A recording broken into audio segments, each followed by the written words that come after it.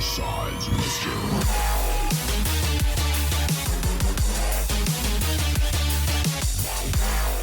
Hello everyone, it is Pegboard, so welcome back to another episode of Boom Beach, and today we're finally back again with another episode of the Boom Beach base reviews. This is an episode in which I give you guys the chance of getting your bases featured. Every single episode we review 3 of your bases, and if you want to be having a chance of getting featured in the next episode, leave a comment on this video using the template that I got set up there. Just head over to the comment section, which is like at the right side or down below of this video, and there's a template set up there. Just copy paste the information or type it all out and just fill in the information I'm asking for, and you are automatically entered for a Boom Beach base review. Before we get started, I just want to tell you guys thank you so much for the support. Supercell actually placed my exclusive sneak peek for the upcoming Boom Beach update, which features the shock mine. The video on itself has over 300,000 views already, and that's just totally insane. And we got a lot of new subscribers, so if you're new to the channel, welcome on board, and hopefully you'll be enjoying this series. Now, that being said, how about we go ahead and take a look at the first base of today.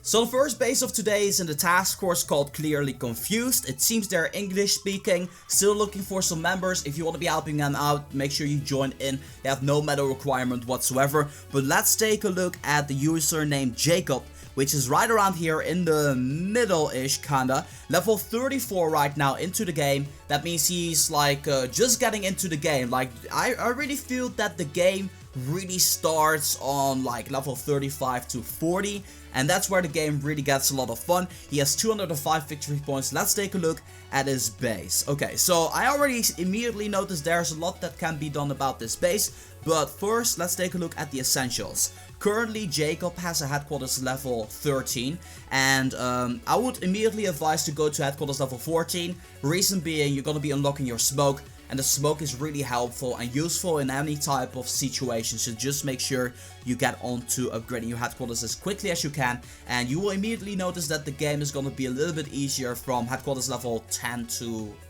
13. Anyway, let's take a look at the support buildings or the other buildings. You have a sculpture level 3, that means 5 statues there. We're going to be taking a look at that a little bit later. Armory level 10. My general rule of thumb is to upgrade your armory whenever you need to upgrade your units. If they're maxed out for that specific troop, then only upgrade the armory further. We have a level 11 radar, which is not too bad. The vault is a little bit behind. If you don't want to be losing resources, definitely a recommendation, upgrade the vault. But still, upgrade the headquarters first and then, you know, get your vault up to par as well. Gunboat, level 12, not too bad. Landing crafts are level 11 and they seem about right. That seems to be an ideal position to be in right now. So, that being said, let's take a look at your statues. 13. A 40% Gunboat energy masterpiece. Take note that 42% is the maximum you can have. So that means that this statue is quite exceptional, and you're quite lucky for having that one. And on top of that, a 30% troop damage one. Anything above 30% I consider a excellent statue. So really awesome job on getting that. Gunboat, it's actually for troop, like troop health and troop damage above 30%. I consider a good statue, and definitely keep that one until you maybe get a better one and a 33% stone production. Nothing that interesting, but these two are really, really good. Okay, let's talk about defense. So, whenever I saw this base, I was like, hey, a anti-hammerman base. But that is not entirely the case, because the weapon lab, which unlocks the event, is only available in headquarters level 15. So, that means that this base is not really ideal in my opinion, and I'm gonna tell you guys why that is. First, what I notice is there's a lot of buildings over here that give a lot of free gunboat energy to the enemy. I already tell that the first 4 buildings in each row, that is 8 times 3, is 24 free gunboat energy that is up for grabs really easily at the right side. And I can kind of imagine that the right side, because of that, is an immediate target, because I honestly would go for this if I were to be attacking into the game. The left side also covers the same, but it's only 5 buildings, so it's a little bit less tempting. But let's take into consideration that people would be attacking from the right side on this base, because that honestly would be the most logical way of doing this. So what I'm seeing over here is the front first layer of defense are a couple of mines here, but there's only 3 mines over here that I would honestly really touch. I would just be dropping a flare at the right side and then maybe even only touch these mines. That means that essentially all of these mines, all of these beautiful mines would be useless, and that is a bad thing. I honestly, whenever I would be attacking this base, I would not be attacking the center because there's a lot of mines there. Why would I go out of my way to walk over the mines if I can just attack from the right side and get all of these free goodies over here? So I would suggest putting your mines inside of your base, behind buildings, behind defenses, in front of your base, a little bit closer to all of these buildings, so that way they're actually going to be of proper use for you to defend against units. And maybe some Zukas will be walking over there, or maybe some riflemans. You know, they're gonna be serving a better purpose in there than in front of the base, just like this. So that is my main tip to you. Another tip I want to give you is having the rocket launcher and the boom cannon 1 square between each other is an absolute no-go, because you can just basically shock them all together in 1 shock. And on top of that, you also can get this cannon and this sniper tower with that side and at the other side as well. So definitely place the boom cannon maybe in the location where this sniper tower is, or where this machine gun is, or anything like that. Or have the rocket launcher in the front, or something like that. Maybe what would be helping out already is to put the rocket launcher in the front here. I don't think it will, but in general I feel you have a lot to rearrange on the base. Now you don't have any trees anymore, so you can definitely make like a corner base, or a base that is a little bit more to the back of the base. So I don't know, just puzzle around with it. The tip I want to be giving you is this is actually quite good, but make sure there's some space in between. There's basically going to be 1 artillery that can hit the both of them, and you honestly don't want to be having that. So make sure you create some space in between the defenses. Make sure that sniper towers are covering cannons and the other way around, and place your machine guns, at least a couple of them, around the headquarters, just in case a warrior attack is going to be happening onto your headquarters. And as far as these boom mines go, place them inside of your base, centralized, so that way they at least are going to be of some use. The only units that are going to be facing these boom cannons boom mines over here are going to be warriors. So I hope this base review helps you out, Jacob. Let's move on to the second base of today. So the next base we're reviewing today is in a task force called 22nd Airborne, which is a pretty cool name. And we're actually looking for the leader. His name is Infamous, and he's right around here. All I can say is props to your task force. We got something nice ongoing there. If you want to be joining in, same medal requirement as my own task force. Although I would prefer you be joining my task force, of course. But yeah, that being said, the leader is Infamous, level 55 with 621 victory points. I'm curious to know what type of a base he has. And oh, he has one of these types of bases. Okay, so Infamous is kind of maxed out already. Headquarters level 20. He has both of the shock launches over here, which are almost maxed out, so that's a great thing. Let's run over the essentials here. I expect everything to be maxed out, like the radar. The weapon lab is level 3, so you still got some work to do there. The armory is level 19, and you're already level 55. Upgrade that to the max and get on upgrading a couple of your offensive units to the maximum level, because I would have expected on a level 55 for sure to have at least like 1 or 2 units maxed out in the game. That being said, let's take a look at the Gunboat. 20 landing crafts, level 17, 15. You're kind of like behind on offense. I kind of suspect you're a pretty passive player or defensive player. If you want to be doing a little bit better offensively, you know what to do. Upgrade your landing crafts should be your next step there. And then your statues, they're all located here in the center, in the front of the base actually. You have a 14, 69% power stone chance, 37, 50, 32, 29. Your statues is actually pretty nice. You got a 33, 29, and some other percentages over there. Your statues are actually pretty decent. They're not maxed out, like none of them are actually like maxed out, but they're pretty high up there, so I definitely like the way I see the statues. So this is the type of base I actually find pretty annoying to deal with, because it is not symmetrical at all. It is actually it's actually a different type of base, which always makes me think like, how should I be attacking this base? If I were to be attacking this type of a base personally, I would be running with the warrior attack strategy. I'll be going from the left side over here, make my way onto the weapon lab, and from the weapon lab I will be walking my way up diagonally. And there's not a whole bunch of mines there, but I can make some easy checkpoints. For instance, I can walk to the mortar and there would be a clear line over here. So maybe you want to be switching some buildings in between to confuse the warriors there. And then make our way up to the headquarters that way. In which on the headquarters there's not a whole lot of obstacles there. There's just all of these things. Like I can already drop a shock here, get all of these buildings over here. And the same thing at the other side.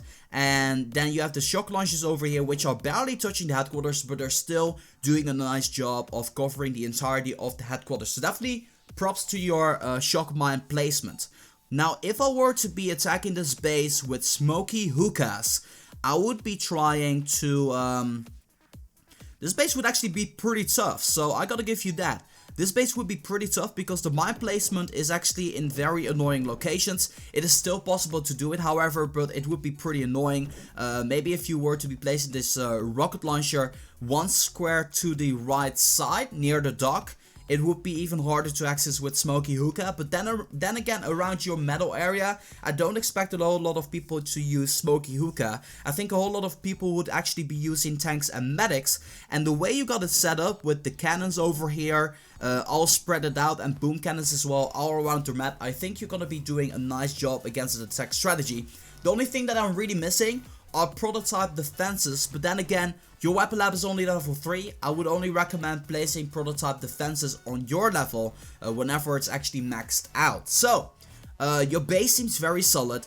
All of your defenses are pretty nicely leveled up. Your offense is just kind of lacking, but that's cool to see as well. I mean, I always see bases with maxed out offense and so on and so forth on level 55, and this time around it's someone with almost maxed out defenses. I mean, these boom cannons are pretty beefed up. These shock launchers are almost maxed out as well. These flamethrowers are pretty high level as well, so you're definitely doing a great job defensive wise. And take a look at these ice statues. This base is gonna be tough to break, so I definitely gonna give you props for that. Keep up the good work, Infamous, and let's move on to the final base of today.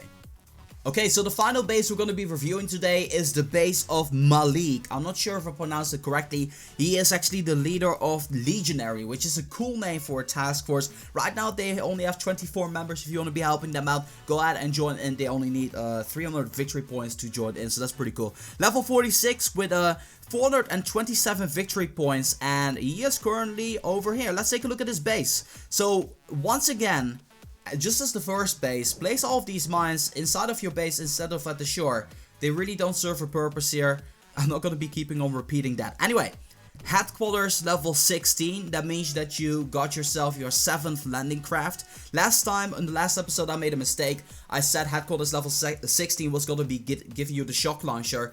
That, of course, is going to be headquarters level 17. And I do apologize for that mistake. Now, in this particular case, Malik, I did see that you had your defensive masterpiece boosted up. I would say upgrade your headquarters to level 17 for the shock launcher. If you do care for defense, then you might as well just go ahead and do that.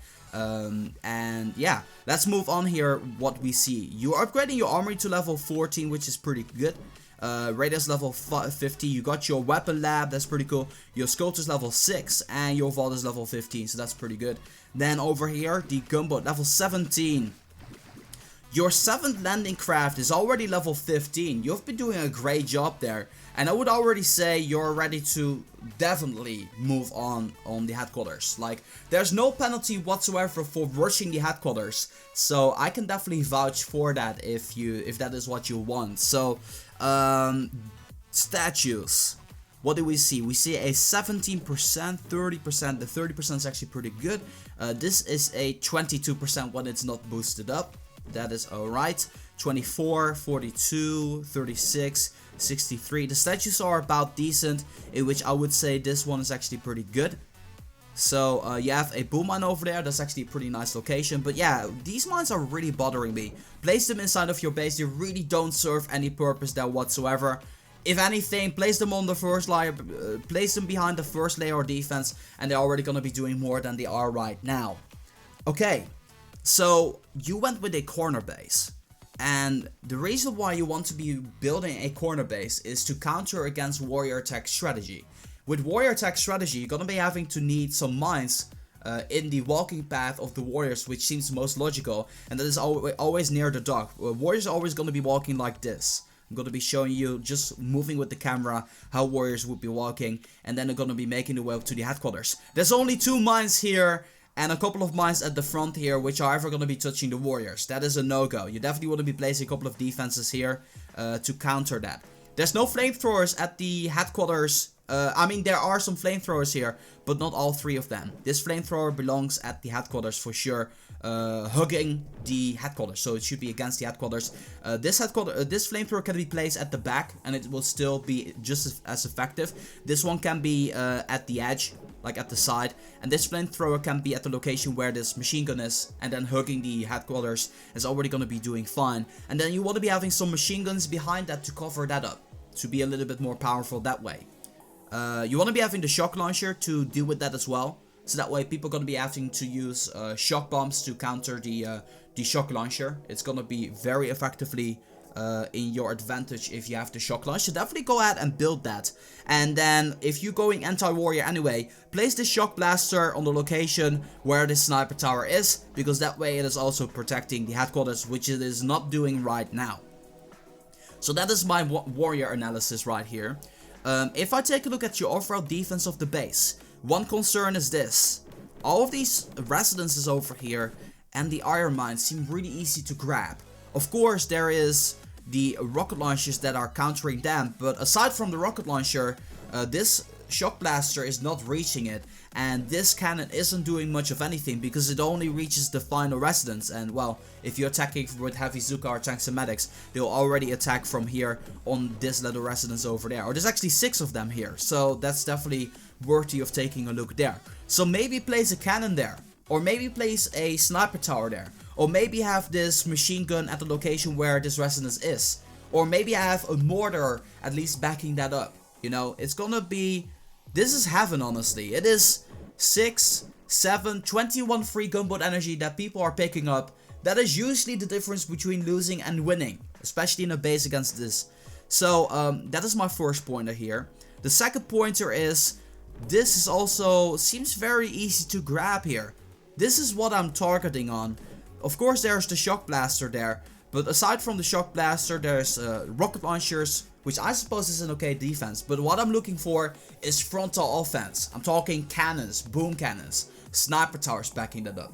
There's none of that seeing here at the right side of this base, and I kind of feel that makes this side over here and the right side and the left side over here a weak point, and that is something that I don't think is a smart idea to go with. So my tip to you would be, get these cannons over here at this base, place boom cannons there instead, or something else, maybe sniper towers, maybe mortars, and make sure you have some frontal offense ongoing.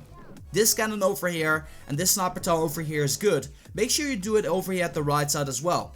At the front over here, you're doing it almost. There is a machine gun over here that should be at the headquarters, and this cannon should be in the location of this machine gun. Do it over here as well, where this armory and the wooden storage is, and place this wooden storage against the dock, so that way you have more space to place defenses there.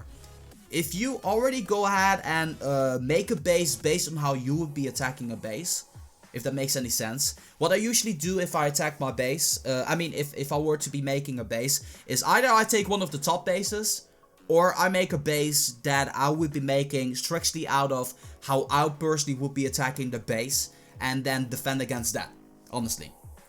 So yeah, I hope these pointers help you out in your base. You're definitely ready to move on to next headquarters, Malik, so I would take my advice on that. I'm no professional or anything like that, but I definitely hope that my Boom Beach base review will help you out. And that's gonna be doing it for this episode. Of course, once again, template in the comment section down below. Fill in your information and you're automatically entered for base review.